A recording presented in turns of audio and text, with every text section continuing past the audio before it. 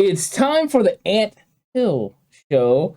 I'm Ant, of course, and this right here is Jay Hill. What's up, Jay? I'm back. Back, and in a little bit of a different mode. There's going to be less arguing. Less me being right, probably, too. Well, less arguing, I think. Who knows? Because on the docket for today, NFC West rankings on offense, with the caveat that we have to agree on this. So there's going to be some interesting conversation. We're going to go through each position, rank them for each of the NFC West teams, and then we're going to come to a conclusion on which team has the best offense off of those rankings. Jay, are you excited about this? I am. This is going to be kind of fun to lightly pick each other's brain and occasionally having to defend a thought. Yeah, defending our points and getting that done. And so let's go ahead and let's start out with the quarterback position. Well, let's just get right to it.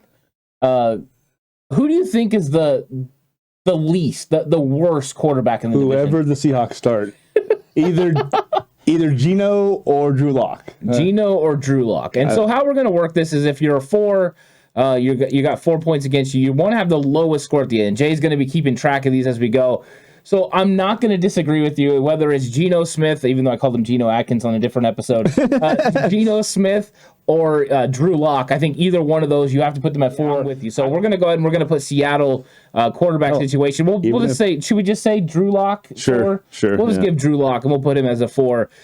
So who would be next on your list? I think this is where it gets interesting because you have Trey Lance, you have Kyler Murray, you have Matthew Stafford. I feel like number 1's going to be pretty easy. I would assume, but 2 and 3 get interesting because I like Kyler, but I've seen some things. He's a little too injury prone. Yeah, and I don't like his intangibles. I don't like the lack of leadership. I don't think he commands the room as well as a starting quarterback should. So, and from what we keep hearing out of Santa Clara, that's stuff that Trey's already doing really well too. Yeah, this one's interesting. You got Kyler, who's already kind of proven who he is, right? I mean, he's definitely talented. He's definitely talented. He lives up to the first overall pick billing. The thing is with him, he also, when he's sacked, he loses so many yards. He's number one trying in the league. To do too much all the time. I'm going to go ahead and argue, and I never thought I would say this, in favor of Kyler being 2 for the mere fact that we just haven't seen Trey Lance do it beyond 2 games. To me, that's the only point that we can 100% say is why he should be above him. Is as of right now, just the lack of game experience is why. Now, in December, will this change? I 100% think it will. And we'll revisit this in December. We'll come back and see if these are different. As of now, yeah. Yeah, so Trey's a 3, Kyler's 2, which means Matthew Stafford is the number 1 quarterback in the division. And, I think that he proved it last year. Matthew Stafford did a good job. Whether we like him or dislike him because he's a good dude. He's a good dude. He just plays on the wrong team. Yeah, and lets people fall off stages. But other than that, he is a good dude. So now let's go to the running back position. This is the one I'm getting kind of interested in, Jason, because we have some players, on each team. Of course, you have Penny, you have Kenneth Walker, the new draft pick in Seattle, and then they have Chris Carson, of course, who's always hurt. Mr. Neck injury. Penny's always hurt, so they got some injury things going on there. And then you got the Rams with Cam Akers, Darrell Henderson, Kyron Williams. I'm not really thinking about Jake Funk, unless he brought the funk, then he might be able to take him over the top, right? Bring the funk on a nasty dunk. And then you got the Cardinals as James Conner, Darrell Williams, Eno Benjamin, and Keontae Ingram. That's impressive that you actually got that name there. That was boom. I was looking at that like, how do you say that? Yeah, it's Keontae. Like 9 vowels in a row. Well, luckily I did coach a kid named Keontae. Oh, that makes sense. So it's definitely cheating on my part. So let's get into this and kind of start ranking. No hyphen too there though. You're right. That's shocking. It's just one thing. It's nice actually. It's confusing. How are we seeing these running backs? I mean, which room do we think is the worst? Let's start at the worst and kind of work our way up. The talent of Penny, because we saw the last 6 or 7 games where he was healthy, he was putting up monster numbers. He just was. Yeah. Connor's a touchdown guy, but he's not very great in the passing game. He's not supreme inside from the 20 to 20. And inside the 10, he's an absolute horse. So, that can't count for something. But my gut says because of injuries, though, it probably should be Seahawks at 4 again. Yeah, let me throw this at you because we know how Cliff handles his running backs. I mean, he wants to run the football, but I really do believe Pete Carroll is going to turn his full attention to running the ball. Oh, it's going back to power football, but they don't have a Marshawn Lynch, though. No, they got Chris Carson, but he's always hurt. Now, Penny's got the speed, and I do like Kenneth Walker from Michigan State. I think he is a good addition. I think he's going to be a force. I think it comes down, to because I do like Cam Akers and Darrell Henderson. So that's Cam's a stud. Yeah, that's kind of hard for me. So I do think it comes down in 3 and 4. And I mean, we didn't really bring up the Niners. Could the Niners actually be the 4th best running back group? No.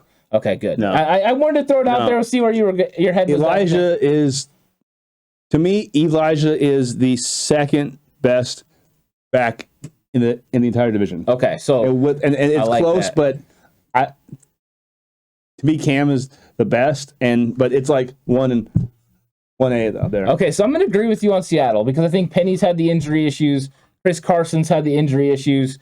Even though Pete is going to turn back to the running game, their O-line's not that good either. So. Yeah, so we don't know what we're going to get out of Kenneth Walker yet. So let's go ahead and let's put them at 4. After that, now we've got the conversation because you got Arizona that's rocking James Conner and Darrell Williams as their 2 guys. Benjamin's a third down back's not bad. But they're really predicated on the pass. Mm-hmm. And then with Los Angeles, I love Cam Akers, which I know you're not surprised that I really like Cam Akers. But you're right, though. I mean, he's a stud. I mean, he's a guy who can catch the ball in the backfield pretty well, and on any given play can go 80. Yeah. He just can. So the conversation is, Jason, then who is the 3rd team? The Cardinals. Okay, we're in agreement again. Now, this is actually going a lot more smooth than I anticipated because I think even though I think Connor, was a really good back last year, but I think they did lose something. They lost the back, and I don't think Darrell Williams is going to fill that void from what they lost. So I do think top to bottom that running, and that's part of it too. It's not just the best running back, but top to bottom. I think Arizona is. Now here comes the full court. This is going to be an absolute haymaker of a choice because you got the Rams versus the 49ers. You got Cam Akers and Darrell Henderson against the 49ers running back room of Elijah Mitchell, Jeff Wilson Jr., Tyron Davis-Price. I'm a little surprised that the ESPN depth chart has Davis-Price as our number 2 back already. I think they heard when John Lynch said and Adam Peters said they were looking for a 1-2 punch. And TDP was that guy. Now, do I think it's a little high? Now, one thing to remember when you're looking at ESPN's depth chart, they even forget players. They don't even have Charles Omenihu listed amongst the defensive linemen. That's true. They don't do a great job. ESPN, call me. I would love to fix this for you. You won't have to pay me that much. But I mean, let's get this thing right. But so I mean, the room overall, I gotta always remember, like, okay, I have my 49er shades on. But I got to realize, that there could be a better room. And so what are your feelings on this? My gut, it's kind of similar to the Trey conversation with Kyler, is that the overall depth that we have will be better, but the Rams 1-2 guys are more proven than our 1-2 guys. So I would probably lean to the Rams as of now. It's interesting because I do think the 49ers run game is going to be significantly better than the Rams. Yes. But I think some of that goes to Kyle Shanahan, Chris Forrester, and Anthony Lynn, and the way they're going to be able to scheme this up compared to just overall playing ability. I think we haven't seen Tyron Davis-Price yet, even though I'm very excited about him. I watched him a lot. I watched him a lot in the SEC, and he... Yeah, on an LSU team that's O-line was not the best this year, he still put up some very solid games. And people that don't know, Jay Hill's a definite closet LSU fan. Number 2 favorite team behind my sellout USC Trojans. Yeah, wearing your UCLA blue. Ironically enough. Yeah. On that note. So, I mean, I think I could sit here and try to argue. I love Elijah Mitchell. I think him and Cam Akers almost wash each other right now. Yeah. I think Cam is a good player. I think Elijah could end up being better than him, and he might prove it this year. Some of that's playing in the system.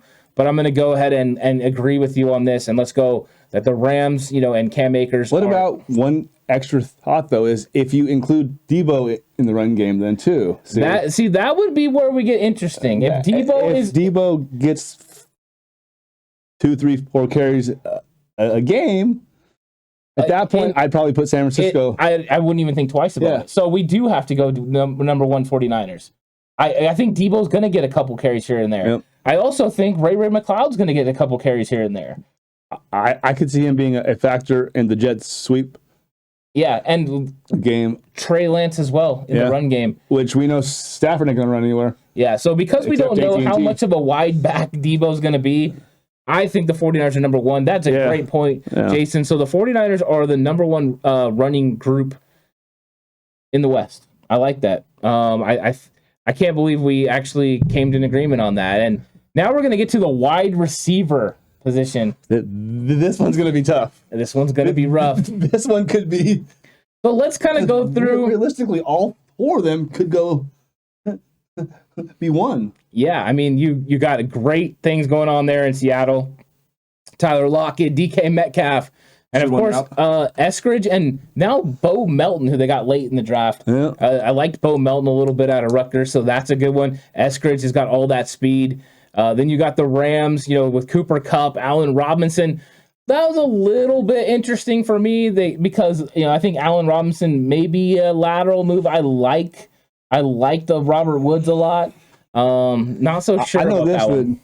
Woods is a hell of a lot better blocker than Robinson is too. So yeah. You know what's funny is Horst made the same comment. And so Robinson kind of runs away from guys. Yeah, I think we're all in agreement. Actually, Alex, I think, said the same exact thing. I'm not scared of Ben Skowronek, by the way, but Van Jefferson, he's a big play guy. Yeah, he's got some ability. And then of course you've got all the wide receivers, everything you could possibly want in Arizona with DeAndre Hopkins. And they lost a pretty good guy too. Yeah, they got Marquise Brown, AJ Green, Rondell Moore, which he scares me. He scares me. Jason, who are we going with number 4? I say it's tough because my natural inclination is to also look at the wide receiver room and then look at the corresponding quarterback. Yeah, too. So if you go that route, you got to put the Seahawks at 4. Just because they lack quarterback that will help Lockett and DK excel. Well, and I'm also looking at top to bottom because when you're talking about them, it's Lockett and Metcalf. Eskridge didn't really do a whole lot. I'm not afraid of Freddie Swain. Never have been. Bo Melton is young. There's nothing.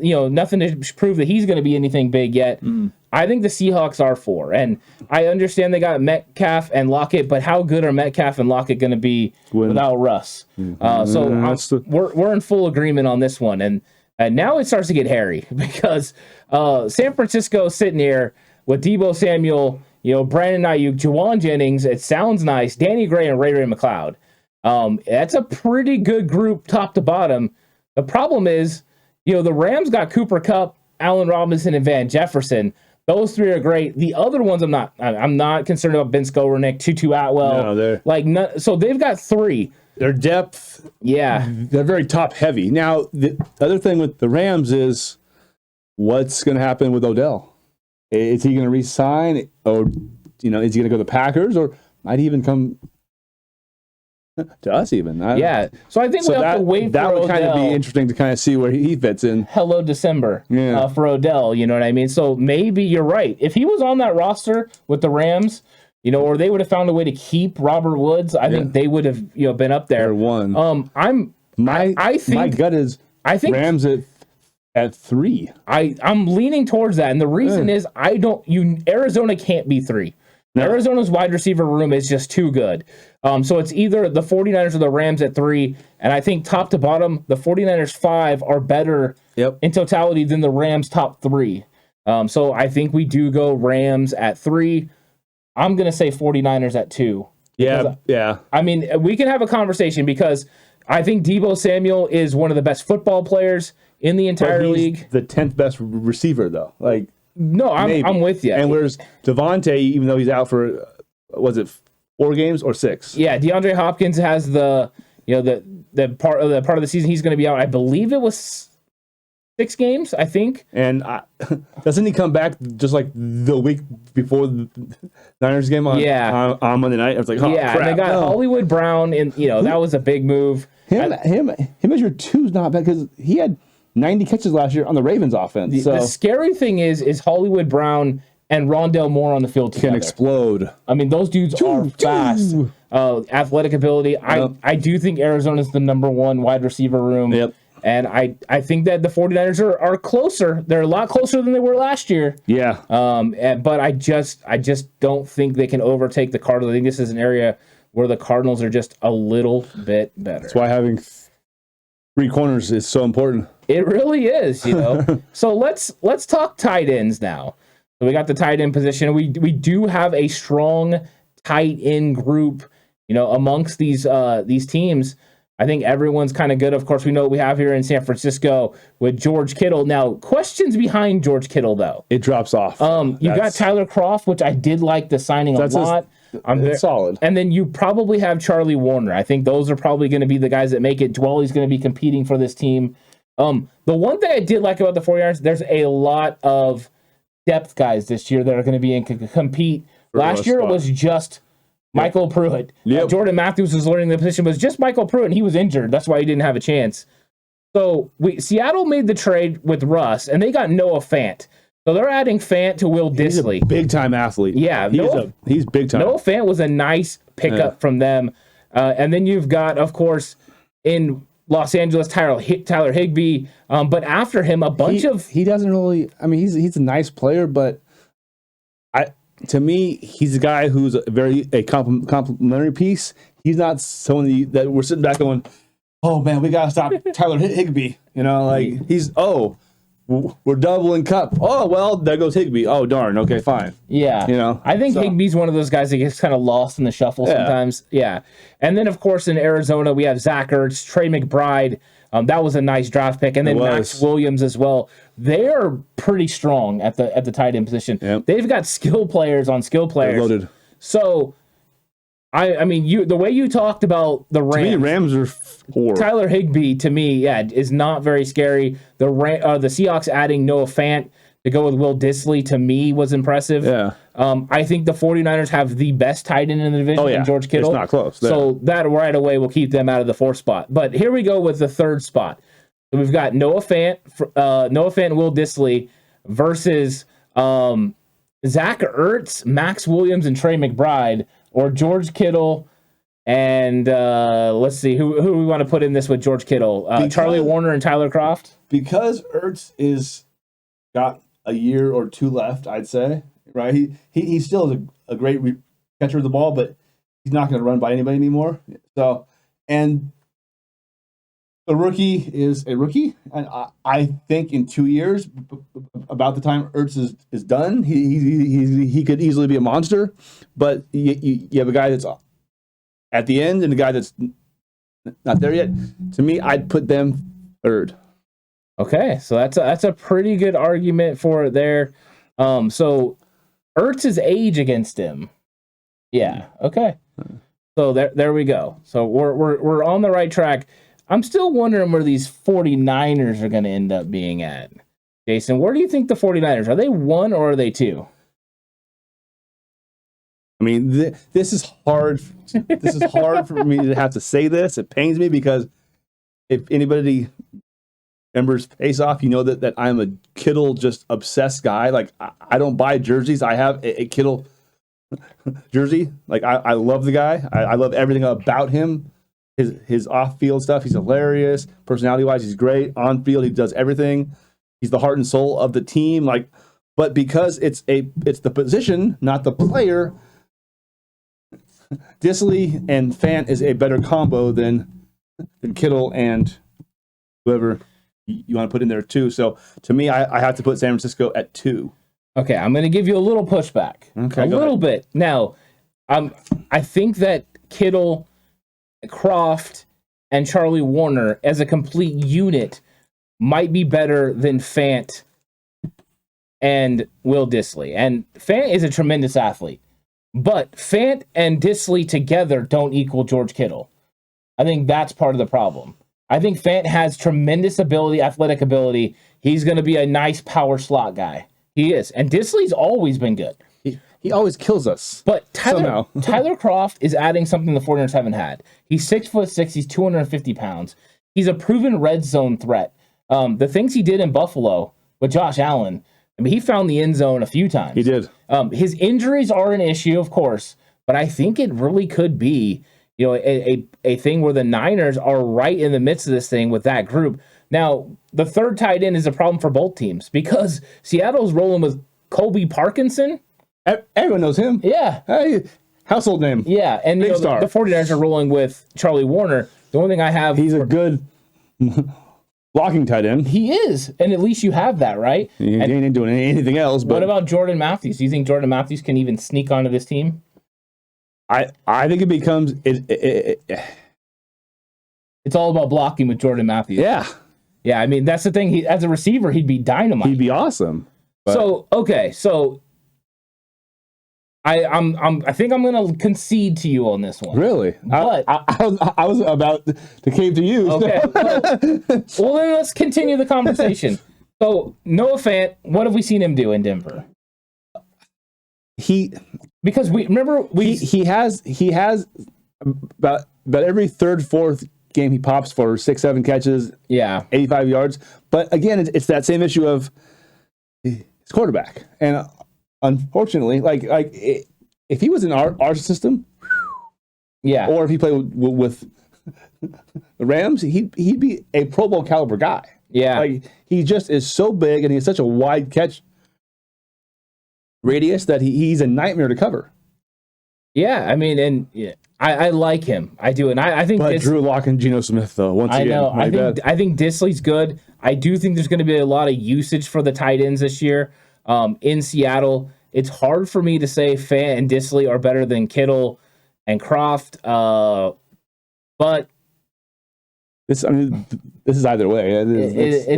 It's like 50.1, 49.99999. George Kittle's the best. We all know that, but let's give this to Seattle. Let's say that their 1 and 2 are just a little bit better than because of their second. We don't know what we're going to get out of Tyler Kroft. I do think Kroft can be better than Disley. Yeah. But we don't know that yet. And we've got to keep it fair. We've got to keep it fair. At least until this season begins. Then after that, all bets are off. You know what we forgot to do with running backs as well that I just thought of? What? Kyle Juszczyk. Oh, yeah. That should have put the Niners all the way over the top. They were already one. We went one. But I'm just saying, I'm looking here at Nick Bellor being the fullback for Seattle, and I'm like, okay, Kyle Juszczyk would definitely push. Juszczyk wins that battle hands down. Yeah, so we'll have to remember that when we have, if anyone comes at us with wondering why we chose the Niners running backs. Now let's get to the offensive line, and this could be one of the most interesting conversations because, boy, is there questions everywhere. Each team. Yeah, each team. The 49ers are going to be rolling with potentially a starting unit that includes Jake Brendel at center. Now, I think Aaron Banks, the rookie, is unproven. He's going to be the left guard. You're going to probably have the same right side, Daniel Brunskill, Mike McGlinchey. But there's a question at center and there's a question at left guard. No matter how much we think Banks, could be that guy. So I think he has to be that guy. He's going to have to be. Yeah. There's no if. He has to. Or else. And they got a lot of young depth. Yep. You know what I mean? Guys that can do it. Now, in Seattle, Charles Cross, Damian Lewis, Kyle Fuller, Gabe Jackson. I love Gabe Jackson. But he's near the end of his career, too. To me, their offensive line is not a disaster. Not great and not deep at all. No. I like Abraham Lucas, but he has not developed. Stone Forsythe is not that guy. Dakota Shepley, I remember him from the Niners. Yep. But I like Dakota Shepley, but that Seattle offensive line, that's got to be. It's scary. Before here's the Rams. This is the big one. Joe Noteboom taking over for a potential Hall of Famer. Yeah, and Andrew Whitworth. Whitworth could easily beat in Canton. I think that was big. David Edwards, the left guard, of course, the center Brian Allen, right guard Bobby Evans, right tackle Rob Havenstein. GM of the Giants? What? Yeah. Wow. Yeah, and then once again, the depth is a real question mark for them. There's a lot of things not to like about their depth. That's not a focus for them. They focus on skill players there in Los Angeles. No first round picks and all the Now we're getting to the Cardinals, and the Cardinals have an interesting offensive line. They do as well. DJ Humphries is left tackle, left guard Justin Pugh, center Rodney Hudson, right guard Will Hernandez, and right tackle Kelvin Beachum. A little bit of depth there. They have a couple of guys. I don't know. I think their starting group is one of the better ones in the NFC West. Yes, as just a starting 5. They'd probably be first, but after that, it drops off big time, though. It really does. And so that's the issue there. We've got to decide who is going to be the third best. I mean, I think there's a huge hole, at left tackle for the Los Angeles Rams. I think that's big. I don't think Arizona is third. I think their starting 5 is too good to make them third. I think it comes down to the 49ers and the Rams. I think you've got Trent Williams makes it a lot better for the 49ers. And I think it comes down to the left tackle, really. And you're talking about having maybe the best player in the whole sport versus Notable. I think the Rams should be 3. Yeah, and take it for what you will, and a lot of people aren't huge fans of Mike McGlinchey, but knowing you're going to have the same right side of the offensive line, though, continuity. It does help a lot. Those two guys together, I think, could be something, and they're really good against the run. Yep. The 49ers are going to be able to run block. They have a lot of young players that show promise. I think the 49ers offensive line is just slightly better than the Rams. I would say the Rams are 3. Yep. So we're in agreement with that. Mm-hmm. So then it comes down to the 49ers versus the Arizona Cardinals. And just looking at the Cardinals starting offensive line of DJ Humphries, Justin Pugh, Rodney Hudson, the big one. I mean, we're going to be rolling with Jake Brendel potentially, and Rodney Hudson is a Pro Bowler. Yeah, multi-time. Yeah, and Will Hernandez is a good player. I mean, he's well-seasoned. I think he's probably getting towards the end of his career, but he's still got some ability there. And then Kelvin Beachum is good as well. I think Niners have to be 2. I think the Niners are 2 and Arizona is 1. Yep. I think so. And so that is, now we've went through every position. Now we just have to add this sucker up and see what happens. And Jay Hill's going to hopefully be able to do math. Normally Horst is the mathematician on this on this channel. So I'm really interested 17. To see what he ends up with. Seattle was a 17. That's probably not good, but we'll see as he goes through it. Some of the things about the 49ers that Niners were a 10. Niners were a 10. So a huge difference between how good we feel the position groups are for Seattle and how good they are for the 49ers. 49ers plus 7 in that category. Arizona was also a 10. Also a 10. Wow. Evenly matched, it appears. Oh, interesting. Okay. Jason's very interested in the totals. Rams were a 14. Rams were a 14. So according to the numbers, the team that it has the worst offense in the NFL in the NFC West, not the NFL. The NFC West was the Seattle Seahawks, scoring a 17. No real faith in them.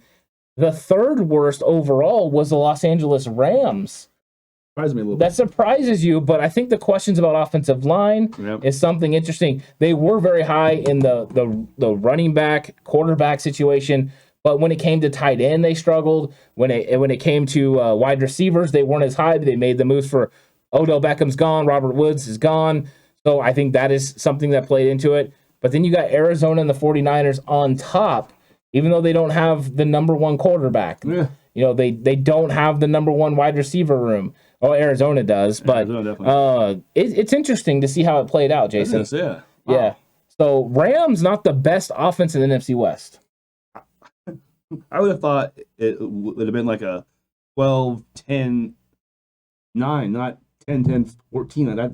That's a big gap from the Rams to us and AZ. Yeah, so interesting. That's how it plays out, guys. I mean, that's how it is. Do you agree with our system? Do you have it going the same way? The 49ers and Cardinals have the best offenses in the NFC West, and then it's the Rams and Seahawks. Or do you see it a different way? We want to know what you think. Let us know in the comment section what you think about the offensive rankings. Let us know where we got it right. Let us know where we got it wrong. Let's have a fun conversation. And if you're from one of the other teams, let us know why we didn't value your team the right way. Love to have a conversation with you guys about it. We're just going off what we see, but we know that you guys have some insight into your team as well. So I'm interested in what everyone has to say about it. Yeah, and unless you're from Seattle, then your opinion really doesn't matter. Sorry. So your team is trash. Little shots. And the funny part Watch college football. There's a lot of really good quarterbacks to see this year. You'll see one of them that you might actually like. The funny part is Jason's father is actually a Seattle Seahawks fan. Big time. a Seattle native, so yes. A Seattle native. Well, thanks everyone for watching the show. This was a really good one. We're going to be coming back with a new one real soon because we're going to get into the NFC West rankings on the defensive side of the ball. So I hope you're ready for that. But until the next time, have a good one. We'll catch you later.